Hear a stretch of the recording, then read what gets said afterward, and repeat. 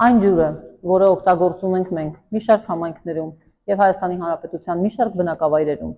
չի համապատասխանում առողջապահության նախարարության կողմից սահմանված թույլատրելի չափանիշներին։ Ջրի կոշտությունը, հանքայնացումը, pH-ը եւ մի շարք այլ ցուցանիշներ գերազանցում են այդ սահմանված թույլատրելի սահմանաչափերը եւ տևական ժամանակ դրանք օգտագործելու դեպքում կարող են առաջանալ առողջական խնդիրներ։ Այդ առողջական խնդիրները կարող են կապված լինել երիկամնային հիվանդությունների հետ, մարսողական համակարգի հետ, սրտանոթային հիվանդություններ եւ այլն։ Իսկ թե ինչու է այդպես։ Եկեք պարզենք միասին։ 2017 թվականից սկսած վեոլաջուրը դե ֆակտո իրականացնում է Հայաստանի Հանրապետության համար ռազմավարական նշանակություն ունեցող օբյեկտի ջրային ռեսուրսների կառավարումը։ Եվ այն պայմանագրով, որը կնքվել էր Հայաստանի կառավարության ու վեոլաջրի միջև, 5 տարի ժամկետով պետք է լիներ տեխնիկական աուդիտոր, որը յուրաքանչյուր տարի մեզ բոլորիս Հայաստանի բնակչությանը եւ Հայաստանի կառավարությանը պիտի պատմեր վեոլաջուրը լավ է աշխատում, թե ոչ, կատարում է պայմանագրով նախատեսված պարտականությունները, թե ոչ այնքան։ Մենք նրանից պետք է գոհ թե դժգոհ լինենք։ 2021 թվականին միջազգային հայտնի կազմակերպության կողմից եղել է տեխնիկական աուդիտի վերջին զեկույցը։ 2021 թվականից մինչ օրս չկա տեխնիկական աուդիտոր։ Չի կատարում ջրային կոմիտեն մրցույթ, չի իրականացնում մրցույթ, որի արդյունքում չի ընտրվում աուդիտոր, որի արդյունքում մենք չգիտենք վեոլաջուրը լավ է աշխատում, թե ոչ։ Կասեք ինչ կապ ունի սա։ Ամենաուղղակի կապը ունի սա։ 2021 թվականին նախկին աուդիտորը վեոլաջրին տուգանել էր վատ աշխատելու համար։ Հիշեք սա իմիջայլոց։ Եվ այս տեսանկյունից մենք չունենք անկախ աուդիտորի գաղափարը, չունենք անկախ արբիտրը։ Հիմա ես դες կասեմ վատ է աշխատում, վեոլաջուրը կպատմի մի գեղեցիկ ասկ այն մասին, որ իրենք հրաշալի են աշխատում, մի կորուստներ են կրճատել, ջրամատակարարման տևողության հետ կապված են դժվարություններ, հաղթարում եւ այլն։ Ով է դատողը։ Իրենք կամ ջրային կոմիտեն։ Իսկ ջրային կոմիտեն արդյոք դատում է թե ոչ, եկեք տեսնենք։ Երկրորդ մասում ես կանդրադառնամ Հայաստանի Հանրապետության կառավարության եւ վեոլաջրի միջև հարաբերություններին։ Դրանք կարելի է անվանել կամ սիրո պատմություն, կամ չստացված հարաբերություններ։ Կդատեք դուք։ Այդ նույն 2017 թվականից սկսած վեոլաջուրը պետք է վճարեր համապատասխան ժամանակացույցով վարձավճարներ Հայաստանի Հանրապետության կառավարությանը եւ նաեւ որոշակի չափով կատարեր ներդրումներ։ Հաստացի Հայաստանի Հանրապետության կառավարությունը մի որոշակի փուլից սկսում է վեոլաջրին տալ որոշակի արտոնություններ, մեղմ վերաբերվել, տալ փողզիջումներ եւ այլն։ Այսինքն որոշ դեպքերում նրանց թույլատրվում է ներդրումների ժամկետը տեղափոխել։ Մեկ այլ դեպքում դա նվազեցվում է վարձավճարներից։ Մեկ այլ դեպքում դա գրվում է նրանց կապիտալ այն աշխատանքների շարքում, որոնք պետք է նրանք իրականացնեն։ Օրինակ 2018 թվականի դեկտեմբերին, հիշեցնենք ճիշտ ընտրություններին ընդառաջ, վեոլաջրին թույլ է տրվում, որպեսզի վերջինս իր 1 միլիարդ 28 միլիոն դրամի ներդրումը կամ ՊԿԱԾ-ն, այսպես ասած, պարտադիր կատարման ենթակա աշխատանքը ըստ էության տեղափոխի 2025 թվական։ Հատուկ կարևոր նշանակության օբյեկտների պահպանության համար տարեկան 400 միլիոն պետական բյուջեի վրա ծախս է ավելանում։ Այսինքն այն ինչ պիտի աներ վեոլաջուրը արդեն 2021 թվականից սկսած կառավարության վրա է այդ բեռը։ Այնուհետև 2023 թվականին հիշեցնում եմ, հիշում եք, տեխնիկական աուդիտոր կալ 21 թվականին այդ մարդիկ ինչ-որ բան էին ասել։ Այդ մարդիկ ասել էին, որ վեոլաջուրը լավ չի աշխատում, տուգանել էին իրեն 122 միլիոնով։ Ինչ եք կարծում, ինչ եղավ այդ տուգանքի հետ։ Ասեմ ինչ եղավ,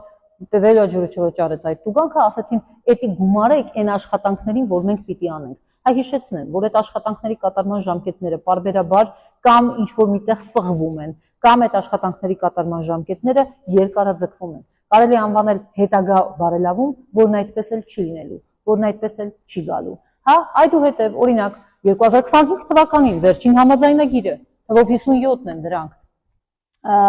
պարզվում է շուրջ 10 տարի կառավարելուց հետո, որ կան շահութաբեր ու ոչ շահութաբեր ակտիվներ։ Այ ոչ շահութաբեր ակտիվների հետ կապված այդ կա ամբողջ գումարները, որոնք առաջացել են, ծախսերը, շահութահարկը եւ մնացած այլ տարբեր գումարները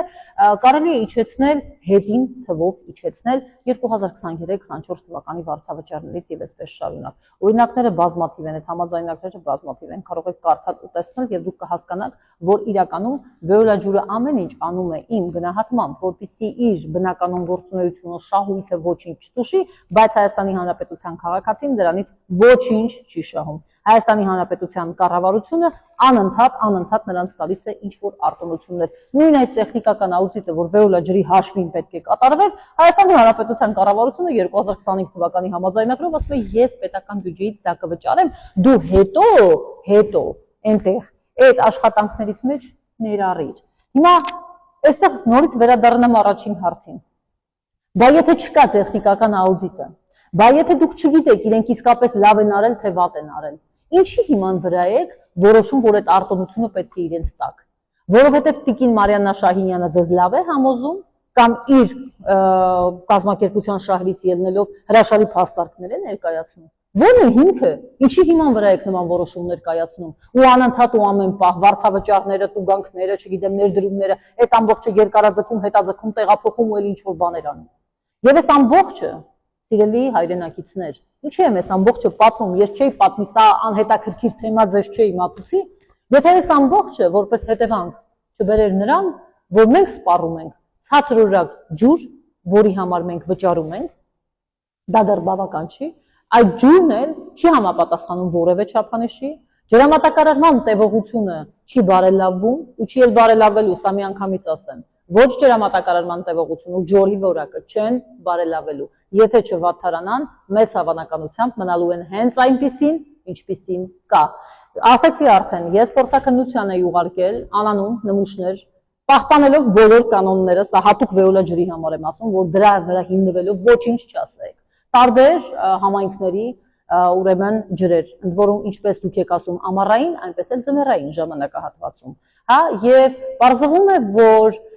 Երևանի մի շարք համայնքներում, հատկապես ցածրադիր հատվածներում, որտեղ ջրի սղության պատճառով երբեմն ջուր է մատակարարվում պոմպակայանից, արտեզյան այսպես ասած ջրեր են խառնվում, այդտեղ ջրի կոշտությունը, հանքայնացումը, pH-ը այնքան բարձր են, որ իսկապես կարող են խնդիրներ առաջացնել երկարատև օգտագործման ժամանակահատվածում։ Օրինակ Շենգավիթ համայնքում, հա, Էրեբունի համայնքինը շատ բարձր եւ ալի առավելագույն ցուցանիշին մոտ ուրեմն այս բոլոր չափանիշները։ Սա ուրիշ իրավական խնդիր է առաջացնում, սիրելի հայրենակիցներ։ Ի վերջո, եթե դուք որոշեք, որ այդպիսի որակի ջրի համար, որը չի համապատասխանում Հայաստանի Հանրապետության առողջապահության նախարարի կողմից սահմանված չափանիշներին, որոշեք, որ չեք ուզում վճարել, մենք ամառային ժամանակահատվածում երբ որ անցնենք, այդեպ դա սկսվում է մայիսի 1-ից մինչև հոկտեմբերի 1-ը։ Ես դրա համար եմ հոկտեմբերի 1-ին ձեզ այս պատմությունը ներկայացնում։ Մենք կարող ենք ներկայացնել խմբային հայց Վեոլա ջրի դեմ, ապացուցելով, որ այն որակի ջուրը, որ իրենք համապատասխանում են, բացարձակ չի համապատասխանում նրան, ինչ իրենք պարտավոր են մեզ մատակարարել։ Դե ֆակտո, այս բոլոր խնդիրները բերում են եւ անընդհատ շարունակաբար բերելու են ջրամատակարարման տևողության կրճատման եւ որակի անկման։ Սա այն ամենն է, ինչ ես ուզում եի ասել եւ ուզում եմ ասել, որ եթե ձեզ կպատմեն, որ մենք հիրավի կարողացել ենք կրճատել չհաշվառված ջուրը, այդ մի բանն էլ ասեմ։ Այսինքն կրճատել ենք կորուստները, եթե կորուստները կրճատած լինեին, ջրամատակարարման տևողությունը պիտի բարձրացնեին, ոչ թե հանրային ծառայությունները կարգավորող հանձնաժողովը համաձայնվեր, որ իրենք կրճատեն ձեր բոլորի ջրամատակարարման տևողությունը, մեր բոլորի ջրամատակարարման տևողությունը։ Իրենք ոչ մի բան չեն կրճատել, փոխել են հաշվարկի բանաձևը։ Հաշվարկի բանաձևը փոխելու արդյունքում ավելի մեծ թիվը փոքրացել է։ Այսպես ասում են, թղթաբանությունը շատացել է, ամեն ինչ նույնն է մնացել, վատթարացման միտումներով։ Եղեք տեղեկացված, եթե ունեք հարցեր, ես պատրաստ եմ դրանց պատասխանել։